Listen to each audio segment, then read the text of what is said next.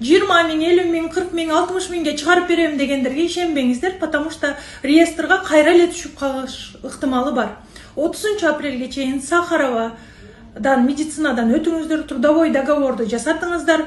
Азыр группанын ссылкасын калтырам дедим, ошол жака кошулуңуздар. Мен сиздерге ссылканы жөнөтөмүн. Официально трудоустройство керек. ОМС жасагыла, эгер трудовой договоруңар болсо, ОМСти алсаңар болот. Страховая компаниядан. Достор, дальше регистрацияңар болсун. Хостелде болсо деле ничего страшного. Самое главное, работа деп кирдиңерби? Жумушка обязательно киргиле, достор. Ал группадан чыкпаңыздар, акча сурагандарга бербеңиздер, достор.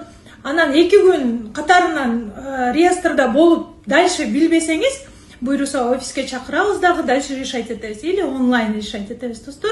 Баарыңыздарга ийгилик, оомат, алданбаңыздар.